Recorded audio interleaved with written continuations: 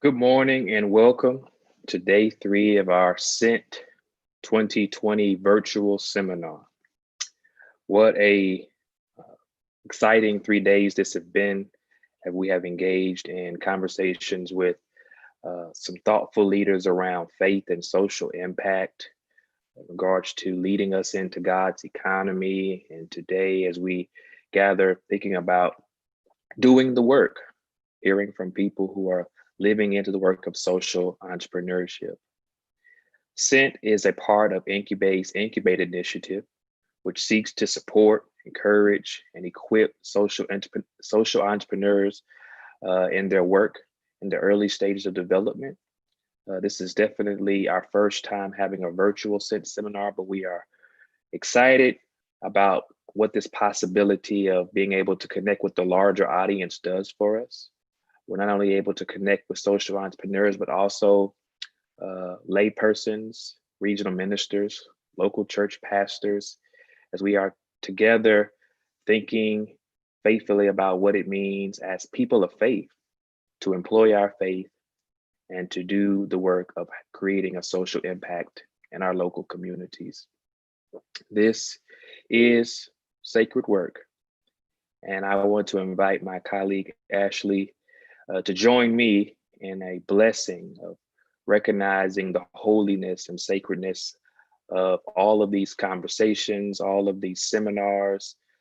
This is not just an intellectual exercise, but this is the work of the soul, the work of the heart.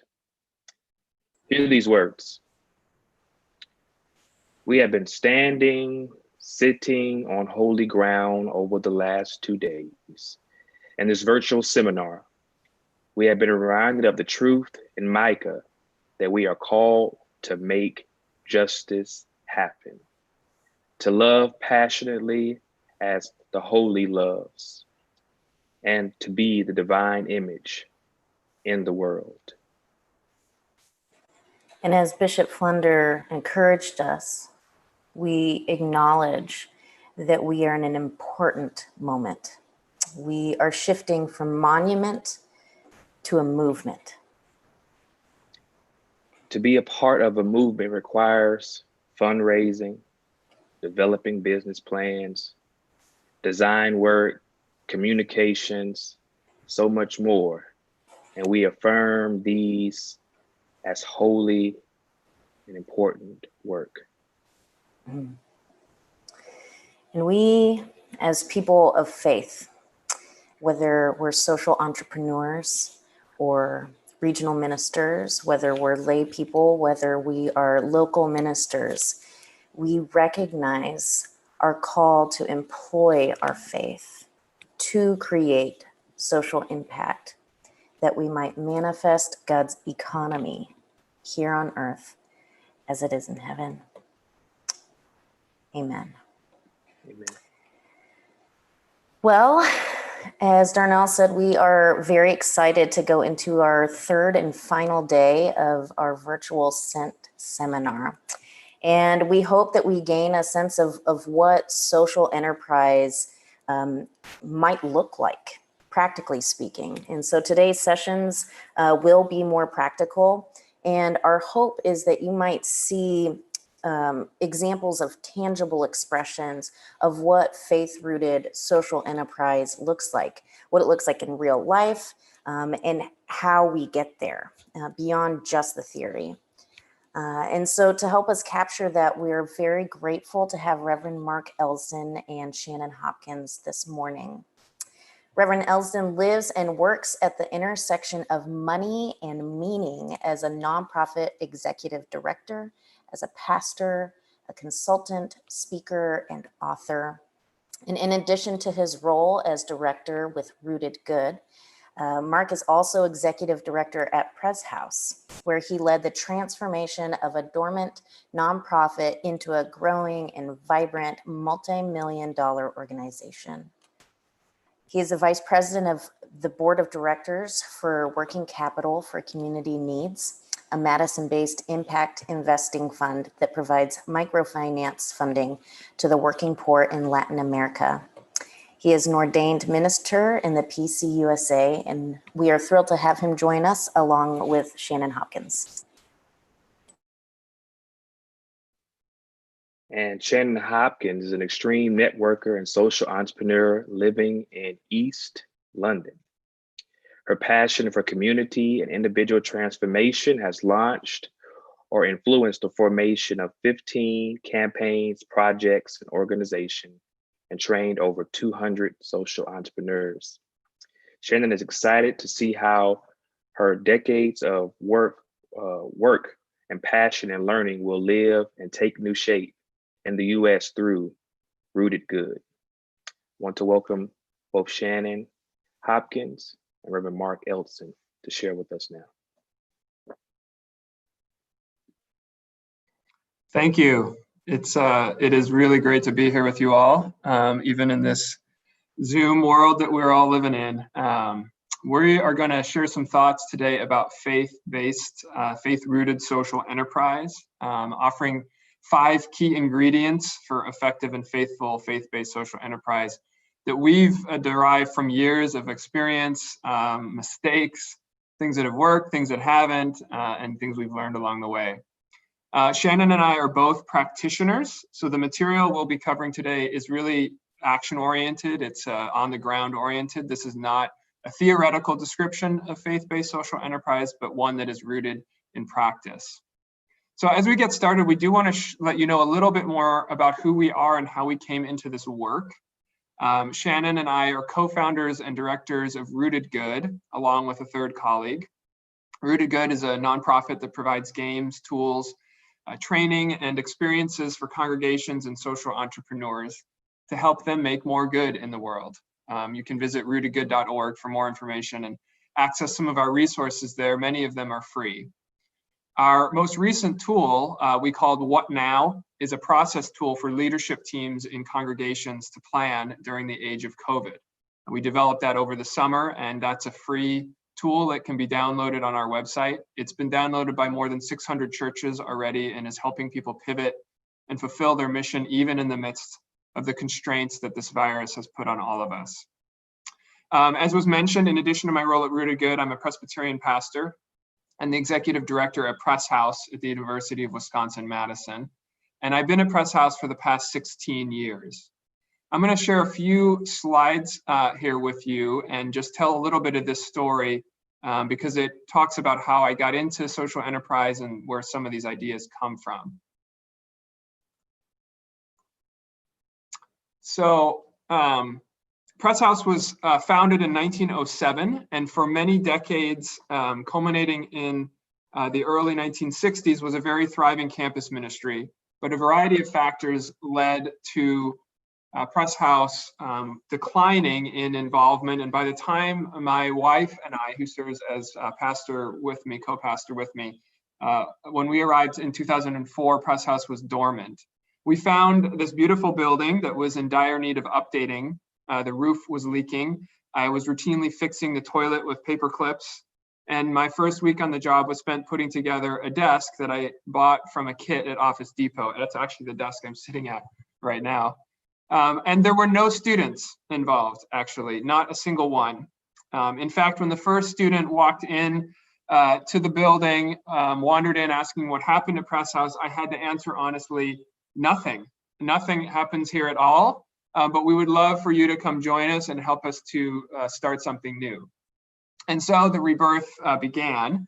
And over that first year, we prayed and talked and studied and gathered a small group of students to form the core of a new community at Press House. It was sort of a small spark of hope kindled in the embers of a remarkable legacy of ministry. But the question was, how was this spark of hope to grow into the sustaining warmth of a real fire without fuel? We were spending down our endowment funds at an unsustainable pace. Our building was literally falling apart around us. Faithful donors gave, but only about $10,000 per year, and even less came from our denomination. Hardly enough to sustain a historic property, pastor, staff, and the full-fledged campus ministry that we and our board dreamed of. We could consider selling the property. It was an option exercised at the University of Minnesota and in Iowa. but we'd never get this prime location back right in the heart of campus. There was a spark of hope, but where would the fuel come from to keep the flame alive? So it actually came from the property and an 80-year-old dream. I'm going to let this video play, and you can see where we are. Our board of directors updated a long-held vision to build student housing, which is this image here on the screen, on the parking lot next to the historic Press House Chapel. At the same time that we began to launch student ministry, we also set about planning for the construction of this 7-story apartment building located right in the heart of campus.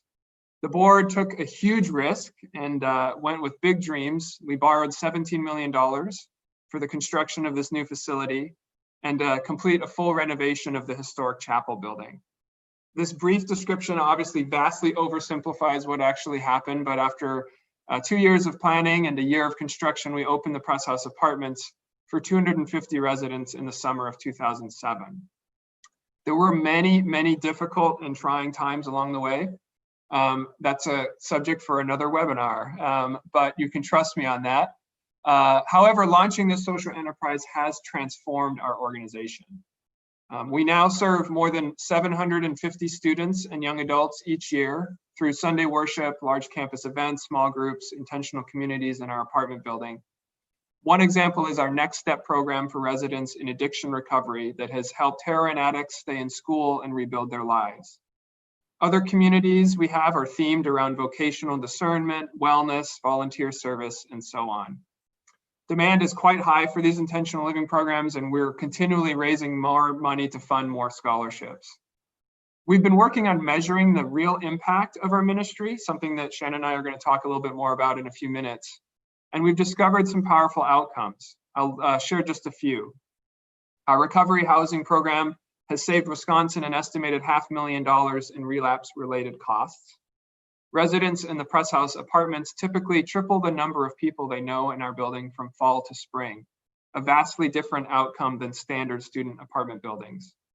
100% of our student church members say they feel cared for by this community and would recommend Press House to a friend.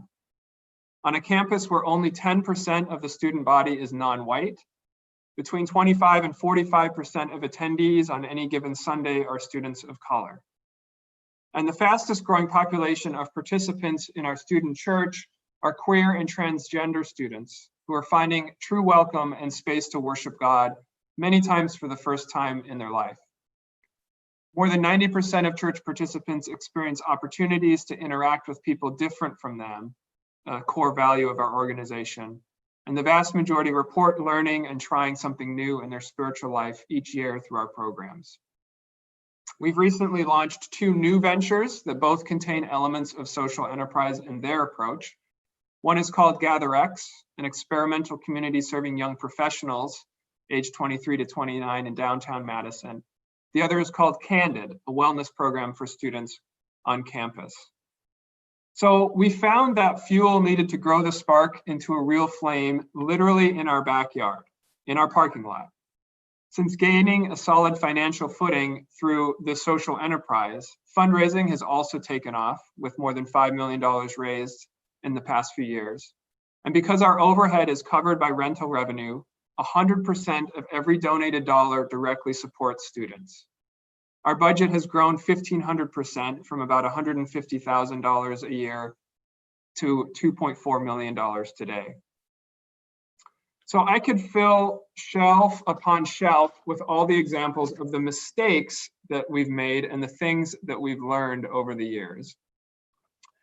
But we have learned a few things along the way, and we're going to share some of those with you today. Some of this material actually comes from a book that is coming out of mine in the spring of 2021 that is called We Aren't Broke, Uncovering Hidden Resources for Mission and Ministry.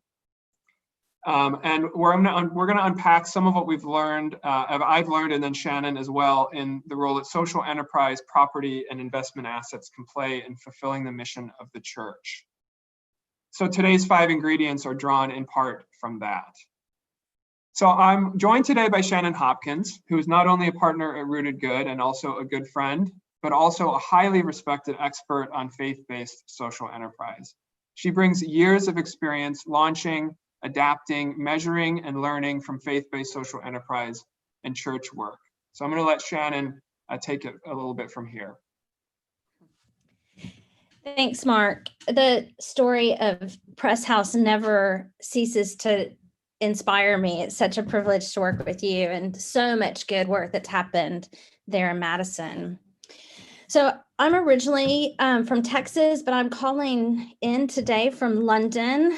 And I have a background in business. My first career when I started out post-university was in the fashion industry and in business, working with startup fashion designers, taking them nationwide. And it was really all about business, all about sales, all about the bottom line. And after about 7 or 8 years, I just found myself completely unfulfilled, that there had to be more meaning and purpose.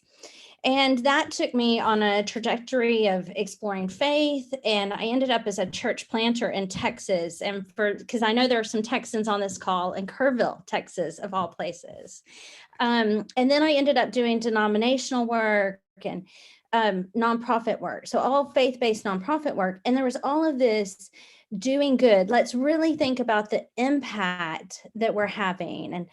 But there wasn't much attention to the business model. And now this kind of shows my age now. I've been doing this work for 22 years. And overall, since I started doing ministry, and the world has changed because that's very bifurcated. The business is all about the bottom line and the charity sector is all about doing good. But, and obviously the world has changed, right? Because now business is thinking, how do we do good? But in 2001, I started going, there has to be a different way. We have to bring these two streams together. And at the time I thought, how do I do that? How do I really get involved? And through a series of events, I ended up moving to London in 2004. And I'm going to show you some slides that really begin to talk about how I got into social enterprise. And then as we start telling these tips and tricks, kind of these 5 lessons, I'll draw upon these 2 stories. So I'm just going to share my screen here.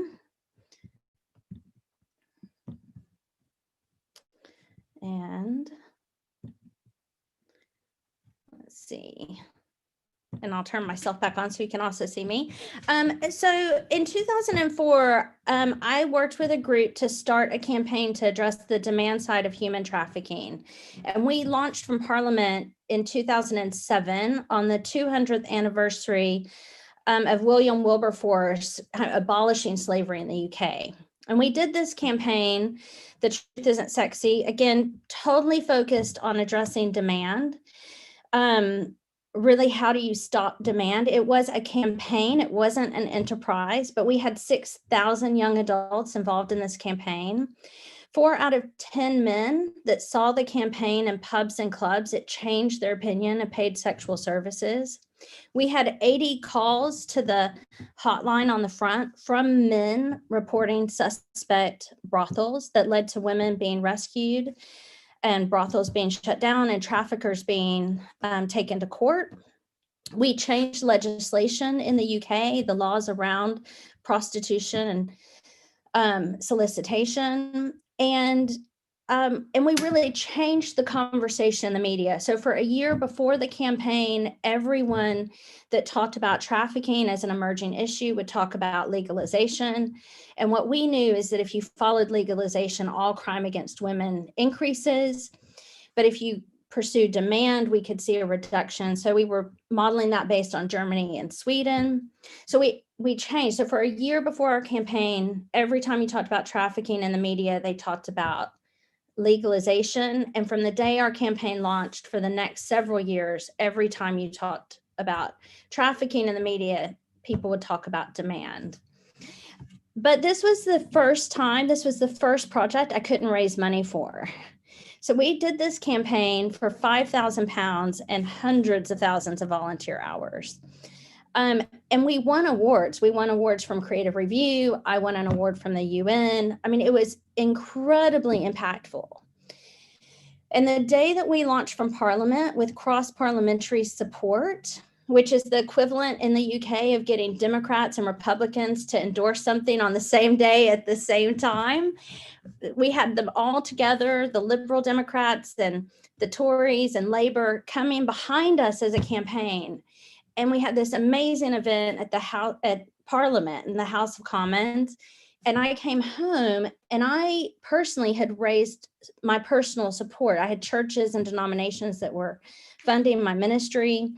And I lost 50% of my faith-based funding from America the day we launched this campaign, because people said we were no longer doing mission work, because we weren't planting churches, even though we had, again, these 6,000 young adults, many of whom thought the church didn't have the power to transform society, involved in this campaign.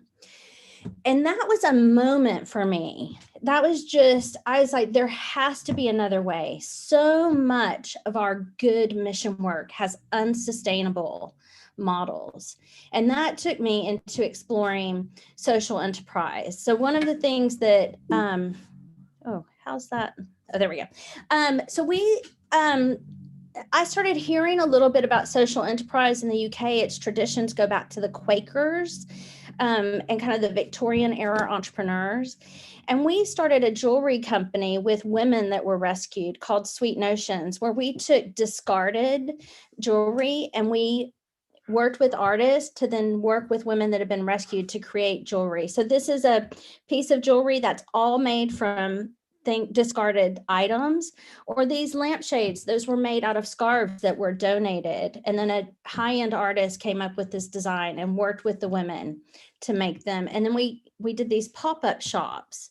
So Sweet Notions worked with women that were vulnerable. What we learned, and I'll stop sharing. What we learned is that when women were rescued from trafficking, they became homeless so they could access housing benefit in the UK. That made them long-term homeless, but then put them in the context with other vulnerable women. So women that were suffering from domestic violence, women that were in recovery, but they're in these long-term housing shelters. And we were like, again, that doesn't look like restoration. So could we begin working with the women to do something that would create a route into employment? The industry standard for women going from sheltered accommodation into secure housing and to be employed is less than 2%. We worked with 654 women, 30% of whom were employed and resettled within 18 months. So that really was my journey. It was my starting point that we can do more when we have different models. Sweet Notions actually got to a point where women were really improving, but as they moved on, we were starting again and again and again with new women. So the business model was hard to keep going in that way, but the hostel that we partnered with that provided housing was able to get a $1.7 million grant because of the success and the impact on the women. And they now run 3 social enterprises out of the Marylebone Project. And so Sweet Notions works as a gateway and an on-ramp. So they're still doing crafting as well as catering company and renovating space and leasing that space out to businesses. So that's how I got started. It's a privilege to be with you today. I'm a big advocate. So in social enterprise and what it can do, the way that it can actually propel our work forward. So I think I'll stop there and pass it back to Mark, and we'll dive into what is Christian social innovation and what these the 5 lessons, kind of the 5 tools for social enterprise, for Christian social enterprise. Thanks, Shannon. That's great. Great stories of impact. So Darnell had asked me to talk a little bit as we begin here about defining sort of faith-rooted, faith-based social enterprise and social enterprise period, which is easier said than done in some ways. We would define social enterprise simply as a venture of some kind that seeks to engage in social impact while also generating revenue from operations. And as Shannon mentioned, kind of the business world and the nonprofit world have started to converge in some ways around these things. So businesses that are incorporated as B Corps, who really prioritize their social impact as well as their shareholder returns, are sort of an example of that convergence. But for the purposes of this discussion, I think another way to put it is a social enterprise is any form of mission-based activity doing good in the world that also generates revenue from sales or earned income, as distinct from donated money, right? So an activity that generates some revenue in what it's doing. Social enterprises can take a lot of different forms legally. They can be both nonprofit or for-profit in nature. Now, faith-based social enterprise is probably even more complicated to define. I guess, ask the question, what makes something faith-based, period, of any kind, anywhere? Is it the outcome that's being sought that makes it faith-based? Is it the way the work is done, the manner in which the work is done? Is it the faith of the people involved? And then which? The founders, the employees, the recipients, or is it all of the above? This would obviously be good fodder for a further conversation over a meal, but alas, we're here on Zoom. For now, I think we'll say that faith-based social enterprise is a mission-oriented venture that generates earned revenue that somehow embodies the Christian faith in its character and activity. So we'll leave that definition there and maybe come back to that in some Q&A later. But we want to dig into 5 ingredients that I feel make social enterprise successful and faithful. So 5 ingredients for what makes it, again, both successful but also faithful, which is important, right? The two need to go together. So the first one is keep your eyes on the road ahead and be vigilant about your core mission. I'm a big cyclist. I ride my bike a lot. I actually ride many more miles in a typical year than I drive in my car. And I've learned as a bike rider that it's really important to focus on the road ahead. And if you actually come across a pothole in the road or glass on the road or a rock or something, if you look at that pothole while you see it, you will actually basically ride into it. That's just the way riding a bike works. You will go where you look. In social enterprise or really any of the work I think the church is doing or mission-oriented organizations are doing, the same is true. We will go where we look. So looking ahead, looking down to where we want to be, and being really focused on that core mission is really important. Similarly, if I'm on a bike ride and I'm heading to a particular location, every Wednesday morning I do a ride before work that takes me about 30 miles south of Madison and back. If I do that, but then I say, oh, I'm going to take this road over here and I'm going to take that road over here. Oh, no, that looks like a nice road. That can be fun for a bike ride, but it would be a disaster for a social enterprise if we start taking all these side streets here and there. We never get to the destination that we're aiming for. So again, staying focused on where we're headed. Let me give one example. And we were building the Press House Apartments, that building that I shared that image of. We had a decision to make around our space that we were designing. The architects helped us design this around our kitchen table, actually. And we had a decision to make about how much space we set aside as sort of rec room, lounge space, mingling space. And some folks on our team said, we got to maximize how much revenue producing space we have, right? We could put a lot of apartments in this spot. Others of us said, no, we need to make sure we have a really large meeting room available in the apartment building, because the purpose of this building is not to maximize our revenue, it's to serve the students that live there.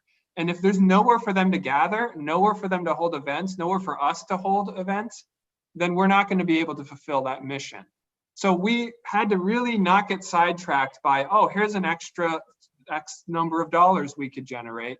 We had to really stay focused on what is the point of what we're doing, because the point is going to drive all of those decisions that we make. Do you want to add, Shannon, there, a story? Yeah, I think one of the things is to really take some time at the beginning of your project, or if you're already in it, to really make sure you can articulate that good, that outcome, because then you can look for it, right? Like, Mark, I love the example because it's like, no, this is the purpose, really articulating the purpose and what good looks like. For our work with Sweet Notions, it was really about women's lives restored. Like, we really wanted women in secure housing and employed. And then how we got there could change. In the end, it wasn't about us making this big, robust social enterprise in the fashion industry that could last, because it's going to have, because now the Marlon Bone Project is working with thousands and thousands of women every year. We could not grow any more than we worked with 654 women over 3 years. So, but we knew it was about restoration, and we could keep going back to what does that look like? How will we know we're achieving it, and making sure we're achieving the mission? Yeah, I think one of the risks right away with social enterprise is that the money drives it, right? And obviously the money matters, and we're going to get to that in a second, which is another ingredient. But if the money is driving the social enterprise, we have things backwards, really. So the mission needs to be driving it, and clarity around what that mission is and where we're trying to go, and not getting totally sidetracked by the money or getting distracted by the money part of it. So that's really probably the primary first thing to focus on. And then, as Shannon was saying, measuring and managing towards those outcomes that we're looking for is also really important. So in my experience, I find the church world, which I'm very much ensconced in as a minister, tends to measure, if we measure anything at all, which often we don't, but if we do, we tend to measure output related things rather than outcomes. So we'll often measure how many people show up to something, membership in a church. We will maybe sometimes measure how much money people give, but we're not necessarily doing much to measure, okay, what impact are we actually having in the lives of the people that show up to our programs or to our services or to what we're doing. A great example I like to give is, so I'm at the University of Wisconsin in Madison. That's where I'm actually sitting today. We're making national, international news for all of our COVID cases because our students love to party. Huge party school here in Madison. It's one of the top party schools in the nation. Particularly problematic during COVID. If I wanted to get a lot of students to come to something, all I would need to do is roll out a few kegs of good beer, or not even good beer, just cheap beer, any beer, onto our patio and throw a huge keg party. I could get thousands of students to show up. Clearly, this is obviously a ridiculous idea, but if I'm measuring how many show up, that's the sort of activity I might do. What I'm really interested, though, is in measuring the outcomes in their lives. So instead of that, we run a program that provides sober housing for students in addiction recovery. That program involves typically 6 to 8 students a year, much smaller than the thousands we might get for a keg party on the mall. But that program has kept students in school who would otherwise not have graduated. It has kept students sober. It has literally transformed their lives. And so what we are trying to do is measure the outcomes in their lives and not just the outputs or the numbers of people that show up. Do you want to add any examples there, Shannon? Yeah. Well, it's interesting because I can't start talking about measurement and not say, one of the big things that we did was create a tool for measuring impact called the Transformational Index, because if you don't measure what matters, what you measure will become what matters. That's really what Mark's talking about here, because then you'll do anything to be able to measure the things that you're measuring. And I do think it starts with getting really clear on what is the good, what are you driving for? And then if you measure that, again, how you get there, you can change how you operate, because you really want to fulfill your mission first. The business model you've got to pay attention to, but if you're not having the impact, Well, then why? Why are you still doing it? You know, again, I mean, I gave you a lot of statistics about the truth isn't sexy, right? But we were so clear we wanted to impact the normalization of paid sexual services. We wanted to change men's opinion. So we were actively measuring that. And with women, with Sweet Notions, it was saying, how do we see women's lives restored? That we wanted to see them restored for us, look like them in secure housing and employed. You will be surprised if you begin to really measure your impact, you will have new partners on your doorstep. So because it opens up other people that care about the impact instead of just preserving or things looking like they've always looked. So I have been gobsmacked by the people that have wanted to partner with us because, well, again, that $1.7 million grant that the Marylebone Project got was from somebody that wasn't faith-based, somebody that cared deeply about women, and it was all about impact. Because we could be clear about the impact. You know, it was the biggest donation they got in 5 years. So, yeah. Yes, I don't know, but yeah, measurement matters. Measurement matters. Mm-hmm. But don't just measure anything. Measure the things that tell you if you're achieving your mission. Mm-hmm. So, right.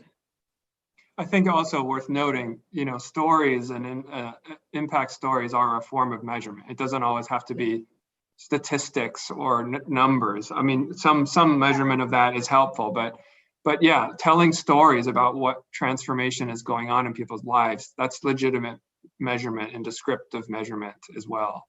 Yeah. I think, yeah, no, sorry, keep going. Let's go, because I don't want to run out of time and not have time for questions. Yeah, so these first two are really mission focused, right? So staying focused on the core mission and then measuring that core mission in terms of what change it's having in people's lives. The third ingredient, though, is in social enterprise, the business has to work too, right? So if you're going to engage in social enterprise, I'm just going to say it, we can't just pray about it. Like, we can't just start some sort of social business and then sort of pray that it'll work. I mean, prayer is great. We should definitely be praying, but we also have to attend to the business model. Is it something that can actually work? Is it reasonable? Is it feasible? Just putting together an idea and then kind of throwing it out there without regard to what it's going to take to run is not going to work and is not going to be a faithful social enterprise.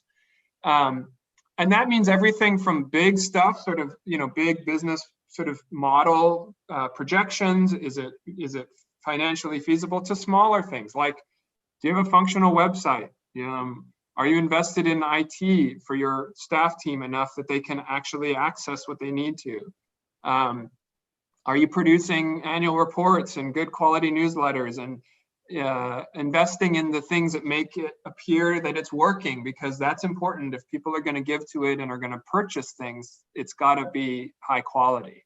In our case at the Press House Apartments, not only do we want to serve students with our programs, but we want our building to be the best place for them to live in all of campus, just purely on the face of the product that we're also making available to them. So that's really important.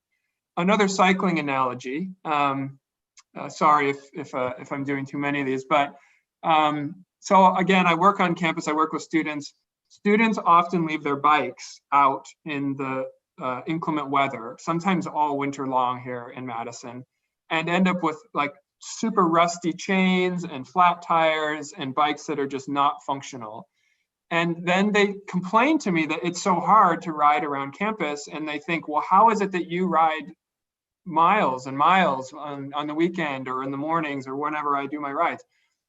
And I look at their bike and I say, I couldn't ride 50 miles on that bike either. I couldn't ride 5 miles on that bike because it's not functional. Nobody's oiled the chain, nobody's pumped up the tires, nobody's attended to the bike, to how it actually works. And in the same way, the business model and the elements of operations in our social enterprises need to be attended to. If we're getting from A to B, if we're looking ahead down the road and we're trying to achieve something with our mission, how are we going to do that? What is the mechanism we're going to do that by? And is that mechanism being cared for? Is it got some oil in the chain and some air in the tires? Are we attending to those parts of the business to make it work.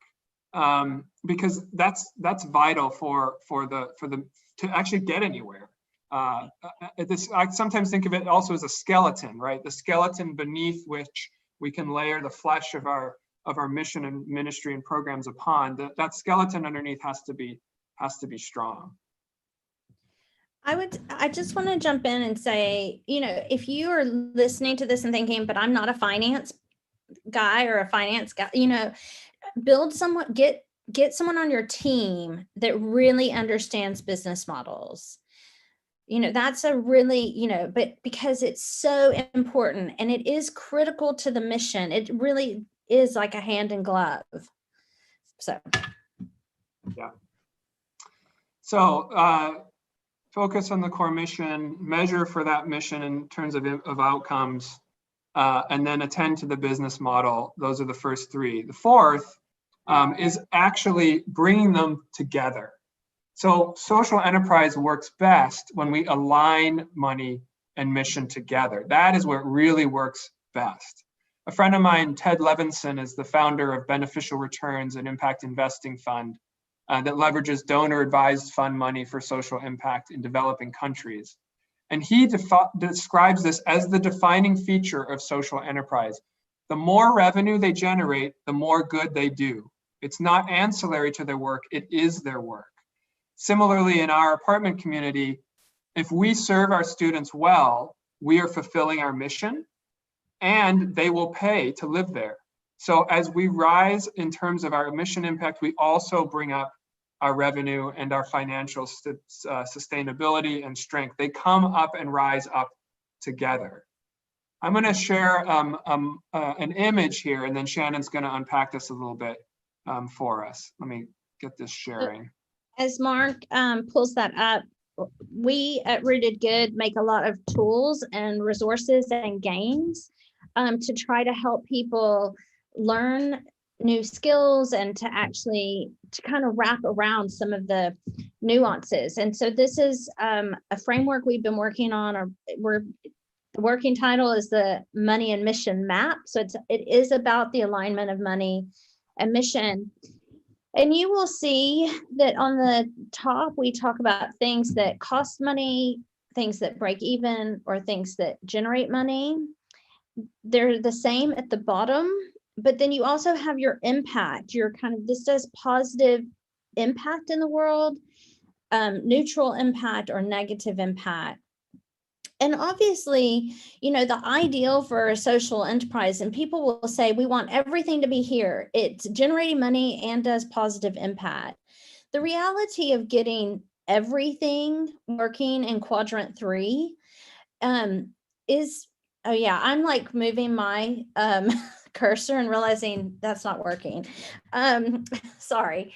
So the reality of getting everything to work in quadrant 3 is pretty impossible. What we would say though is if you can have the majority of your money flowing in 1, 2, 3, and 6, that's kind of the sweet spot. So obviously you're going to need to generate some money to subsidize things in quadrant 1.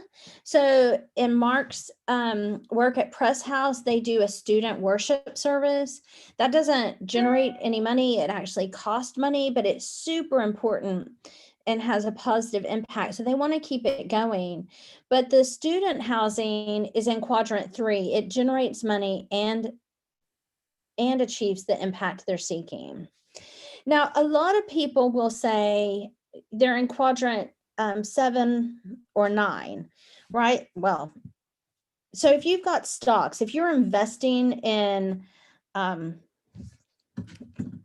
big oil or guns, so if you're investing in guns, but then you're using the money, using the profits to subsidize kind of gun violence, why? So we're saying actually, if it's negative impact, but generates money, you still want to stop it as soon as possible. And if it's costing you money, like if it's giving you negative returns and negative impact, you want to stop that right now. Just why do that, right?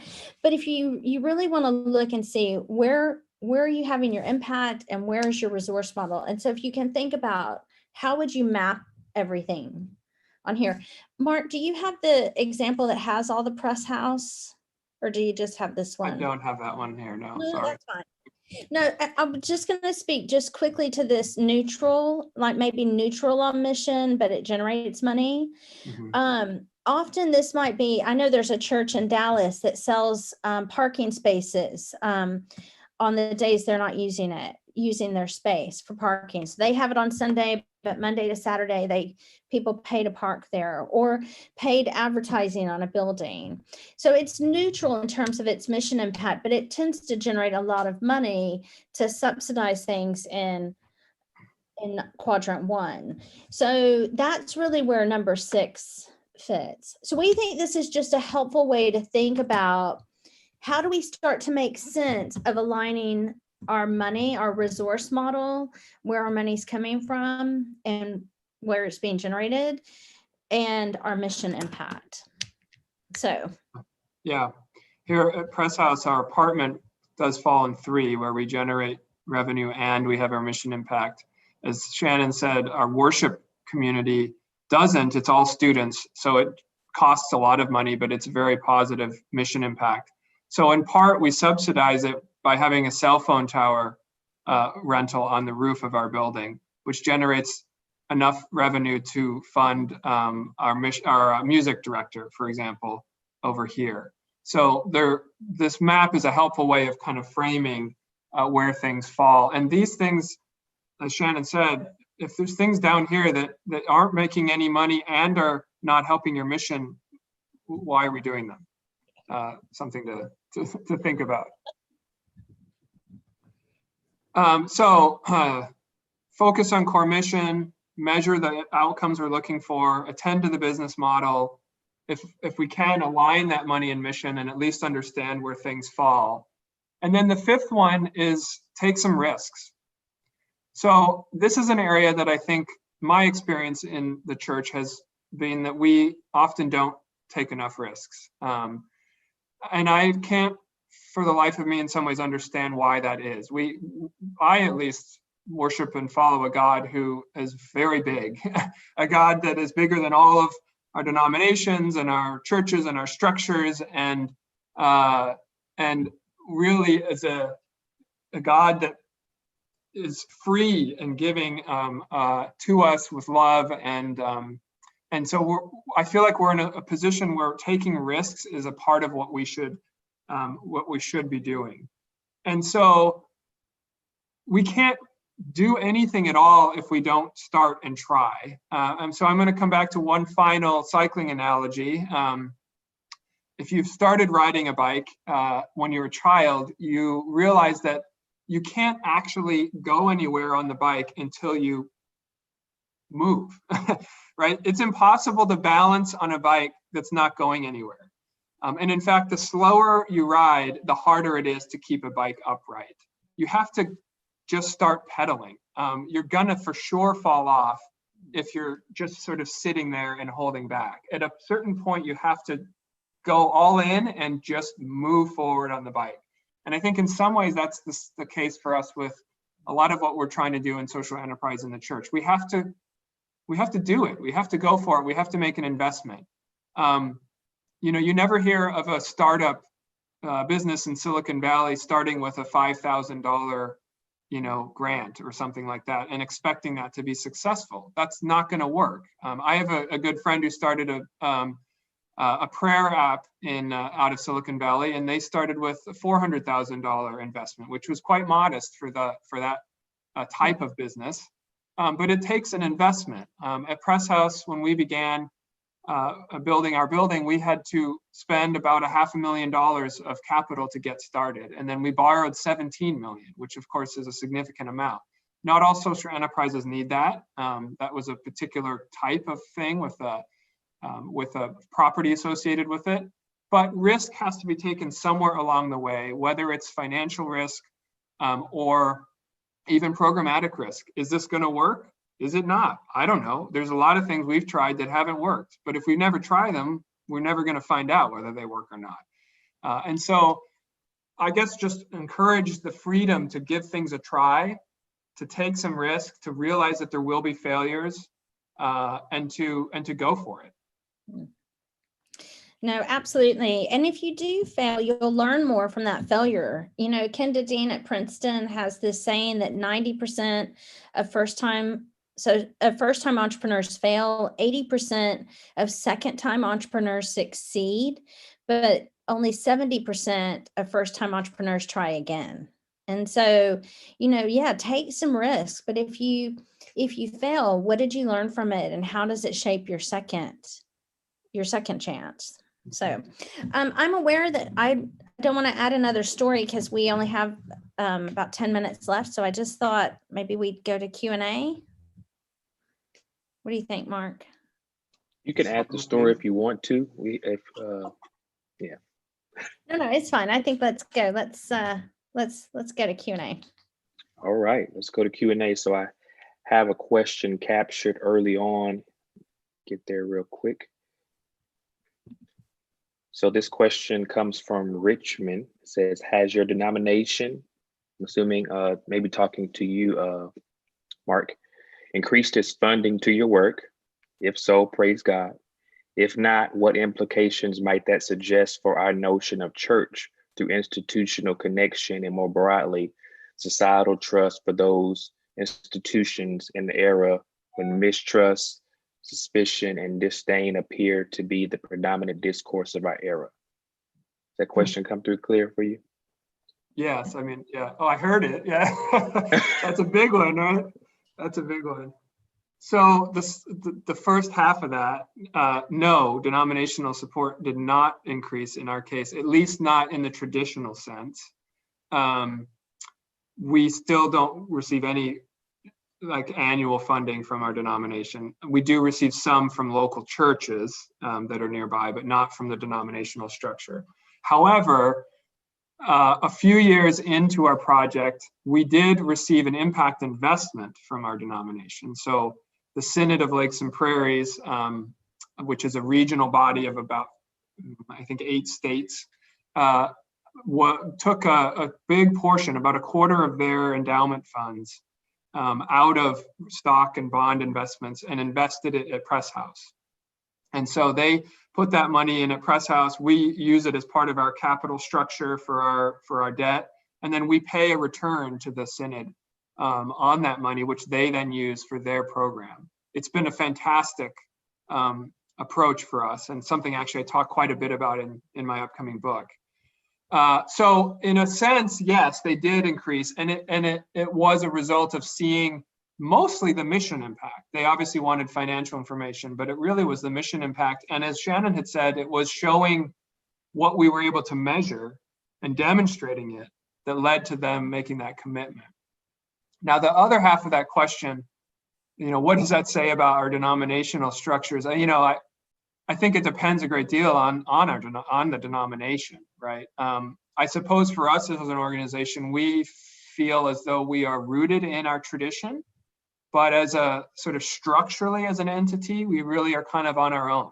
And in part, social enterprises is one of the ways in which organizations can, at least structurally and financially, operate on their own in a sustainable manner in a world where money is not going to just come flowing from denominations. At least in our case, that's not, that day is gone, and not in my lifetime will it return, I don't think. So social enterprise is a way in which we can still find ways to fund it. And we feel connected more through the theological tradition and through sort of the relational aspect of our denomination than we do through the financial and structural. Hopefully that answered the question to some extent. Okay, thank you. I have a question from one of our team members at NBA, and it's, can we get a copy of the measurement tool you spoke of? Currently, we license that tool. So it's a facilitated process, but we're happy to be in conversation. We do have a self-facilitated process that's going to be out. It should be up online in October. So we'll be happy to share a link to that when that's out. And we do some measurement master classes. So again, if you want to be in conversation, but it's a tool that we facilitate instead of just share. So there is more online. I can find a link to it. Just we have a bit more online, so I'll do that and put I it believe in the we chat. have some. All right, great. Thank you. We have some questions from Facebook. I'm going to allow those to get posted over here real quick.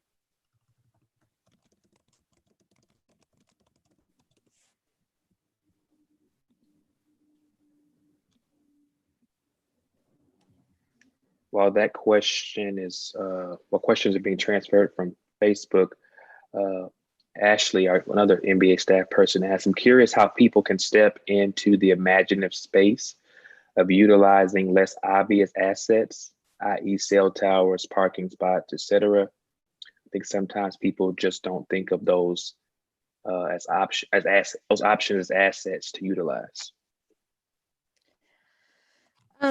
One thing I would recommend is in our What Now tool, we have a section which helps you brainstorm resources as a congregation to think about what you can do. And there is a game in there. So if you use What Now, which is a free tool, and I'll put that link back up. I'm posting the, okay, hold on. I can't multitask.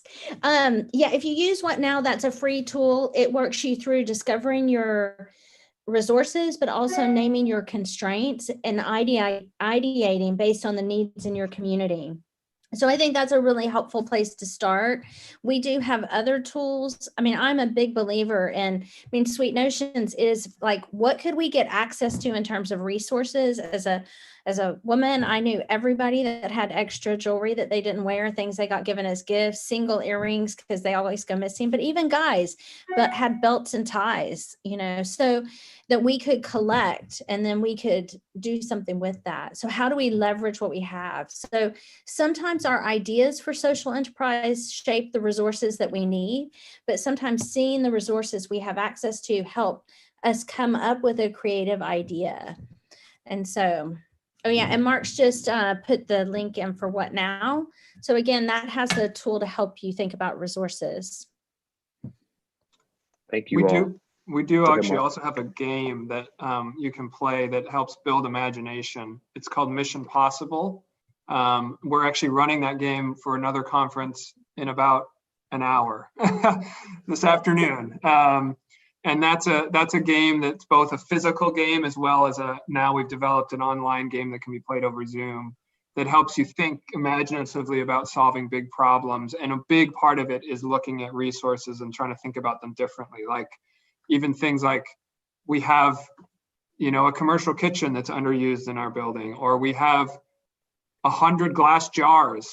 What would we do with 100 glass jars, or 1,000 pennies, or things like that? And just to really start to think more imaginatively. So, yeah. There you go. And I put the link to Mission Possible in there as well. And that has, I will say, for a game that you can play in an hour and a half, people have walked away and been able to implement ideas that they've come up with. But people have also said, okay, I'm going to play this again with my own idea, with my own resources. So. Okay. So I want to bring into the space some of the social entrepreneur realities that we engage here at the MBA through our social entrepreneurship program. We talked about leveraging assets, and I'm thinking more about congregations who have assets. Now let's think about a disciples-led social enterprise, not attached to a local church. Someone has a sense of call to respond to a social need. They may have, let's just say, a grant about, let's just say $20,000 a year. What are the next steps for them as it relates to, you don't have assets, right? You have a small little grant, you got maybe some donors, maybe a yearly fundraiser that does a little something, but you want to scale forward. How do we speak to that reality? Well, I think that I want to ask a question first, Darnell. So if you're a social entrepreneur and you've got a $20,000 grant, have you already started? Yes. So, and let's say this grant is denominational grant, not any type of federal grant. This is maybe the denomination because we're going to support you. And say that's not a lot of money to necessarily kickstart social enterprise, but maybe that's what the denomination has agreed to give you over 3 years. You may have a fundraiser, but you're having a more donor model of, seeking grants from the denomination. What would you speak to that social entrepreneur? Well, I don't know, Mark, do you want me to start? Yeah, go And ahead. you, Yeah. I think one thing is I think the first thing is get really clear about go back to from these first ingredients, being really clear about the impact you're going to want to have. I think second is look at the business model and think, okay, $20,000 a year over 3 years is not very much, and you're going to have to spend a lot of time raising money. So being realistic about the risk that you can bear as the person leading it, and so that you're not just wanting the idea to survive just so it sustains you and your call. I think we find that a lot in working with startup entrepreneurs. So being clear about what you can do, really attentive to the business model. If you need a good resource, the Business Model Generator is a great book that will help you work through kind of a business model in one page. I would say who's on your team, because sometimes more than money is that you've got a team that's in it with you. So it's not all, because social entrepreneurship, let's be honest, can be exhausting. And sometimes we're trying to move boulders up the cliff, up the hillside. And it takes time to see the impact we want to see. So make sure you've got a good team. I think those are some of the places I would really start, and make sure you've got a place. Find a coach. I would say have someone that's checking in with you as well. A lot of social entrepreneurs think they need to be lone rangers, but there's nothing in scripture where God calls us to go out on our own. So make sure, again, that team, or find a coach. So yeah, Mark. I guess I would add, I think that's exactly right. So what I would add is more of just a comment on the broader ecosystem and a recognition of the disparity in resources that exists. So one of my concerns, I guess you might say, with our church environment is that, like most of our society, there's really a massive disparity in where wealth lies and where money lies and property, right? And it typically lies in predominantly white mainline Protestant denominations, some Catholic, but then many other communities, immigrant communities, communities of color, are really lacking access to that same level of resource. And we have this massive disparity. And I guess one of my calls as somebody in a predominantly white, historically wealthy denomination is we need to move some of those resources. Maybe we call it reparations, maybe we don't, but somehow we need to move those resources need to get moved and leveraged, not just by the people that have them, but into communities and by entrepreneurs that are creative. And we need to take some risks in passing along some of that, I guess, and redistributing some of that, some of those resources. So it's not so much how to do it, but I think on a bigger picture, that needs to happen. I think there's another thing. I love it that you come with that edge. Is I think there's a word to denominations that are saying we're going to give $20,000 over 3 years, but we're expecting this to be someone's full-time gig. Mm-hmm. Let's also be honest about what risk we're asking individuals to take, and let's be sure we're not exploiting people to fulfill our mission. Because I also don't see where that aligns with the work that God's calling us to. Absolutely. Yeah. We can set people up to fail very often by doing those sorts of things. Yeah. That is rich, friends. I am still opening the floor to questions. So right now, this is kind of a back and forth that's happening between myself and you all, and I appreciate it. I would love, as we think about NBA and NBA's work around equity and our work around being anti-racist, anti-oppressive in our practices, just to maybe you could speak more, Mark, about that, just some imaginative ways of distributing access to capital to those who have historically been marginalized and have not had access to capital. Just thinking about that from a practical standpoint, denominationally, whether it's a local church or whether it's maybe even regional, denominational structures thinking about this? Yeah, I'll give you one just practical example, because I talk about this in my book, and I can pick on an organization, an entity, because I'm an alumni. So I went to Princeton Seminary. I loved it. It was great. Princeton Seminary has about $1 billion endowment, which is an enormous amount of money for a pretty small educational institution in New Jersey. One of the things I'd love to see them do, I'm just going to throw this out as an example, is to take 10% of that endowment, it's $100 million, and specifically invest it, impact invest it in Black-owned or people of color-owned social enterprises. And they could be businesses or nonprofit. They may be from their own alumni, their own graduates, or maybe just connections through churches and so on. And what I would envision there is, rather than grants, which would also be perfectly fine, but it would be investments. So probably below market rate of some kind, but an investment made into entrepreneurs doing this work, and then over some period of time that would get paid back, and it would become part of the investment portfolio, rather than having all of their money tied up in Facebook and Google and Amazon and Apple, which is basically where it all is right now. Let's put our money where our mouth is, and let's put it into the communities and to the leaders that we're encouraging, as opposed to Mark Zuckerberg doesn't need any more of our money in the church's money. Let's put it into our communities. So that's an example I would give, and I think that sort of thing could be replicated all over the place. Yeah.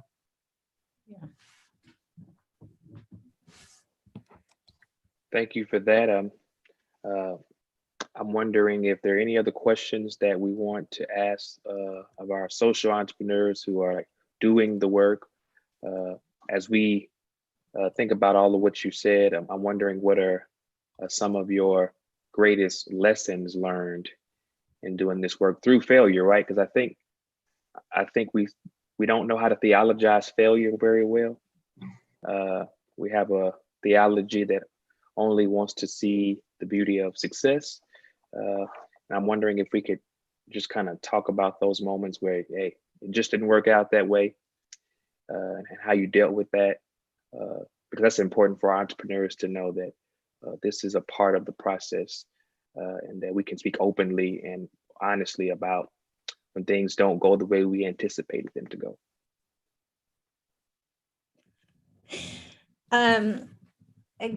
I feel like this is my, I don't know. I'm a 3. I don't know if anyone knows the Enneagram. I'm a 3 on the Enneagram, which is like all about success. And nothing ever, I think nothing ever really goes the way you think it's going to go. In the Mission Possible game, we have a wild card. And the tip there is, roadblocks, wild cards, roadblocks, and setbacks. It's like nothing goes according to plan. It's funny with Sweet Notions, maybe because of my background in the fashion industry, or my frustration with how church finances work. I mean, I kind of thought it was going to be my thing. It was going to be the thing that grew and grew and grew. And it was really interesting when it became so clear that we were having this impact that we wanted to have, but we could not grow the business model where it needed to go to really maximize the impact. And then when the Marylebone project, our partner that did the housing for women, got the $1.7 million grant, I can just remember thinking, I know this is the right thing, but somehow when everyone else is seeing this as success, I was feeling it as failure, that, well, I'm still not the person, but the mission's being fulfilled, right? But I think because, and again, I'm a starter, like I love to start small and grow, like then you're kind of stepping out of it. It's like, oh, but now what do I do? And sometimes that's where failure comes to, right?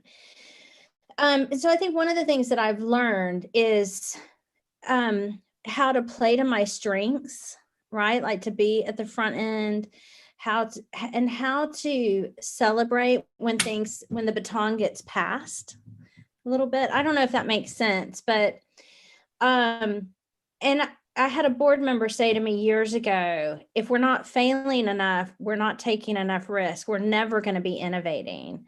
But that's hard. It is hard to choose to fail. It's hard to choose to stop things.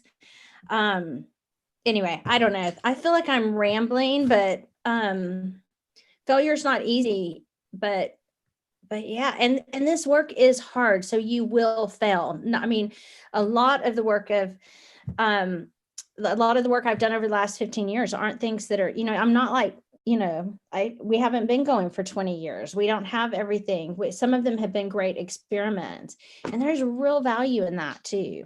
Not everything's meant to last forever. So anyway, I don't know, Mark, you can probably add something. I think that would be my one thing to add. I think there's a tendency, I feel like, again, in the church, at least in my church world, that once you start something, you're starting it like forever and ever. And why? Like, why does that have to be? I mean, we could do something for 3 years that's vastly impactful, and then it's gone and done. That's okay. And again, businesses do this all the time. There's loads of startups in sort of Silicon Valley that start and they're around for a very short window of time, or they get sold or they get changed or whatnot. There's nothing, that's not a problem. That's part of how it works. So I don't think we always have to be viewing what we do as something that starts and then never ends, or starts and always grows, or so that. Again, it's what kind of impact are we actually making in people's lives that matters. And that doesn't have to be an institution that goes on forever and ever and ever. I think, hey, I want to jump in because I'm seeing a comment from Ruben in the panelist, and he said he started a bookstore for an immigrant community that only lost money. And man, that had to have been hard and painful, because I know that, you're investing. Most startups don't make money for the first 3 to 5 years, even if they're not social enterprises. But there's a group in the UK I've been a big fan of, called the Bromley by Bow Center. And they have launched 25 social enterprises in the last, 30 some odd years. But they also have launched a lot of projects. And they say some things you start out as wanting to be a social enterprise, but you realize your model is actually a charity, but you want to keep it going. It's almost like the worship service, and goes back to that money and mission model, because you really want the impact. And some things you start as projects, and then you realize there's a robust enough economic model there that it can become an enterprise. There is a spectrum. And so, we're here talking about social enterprise, but we really believe in creative mission of all structure.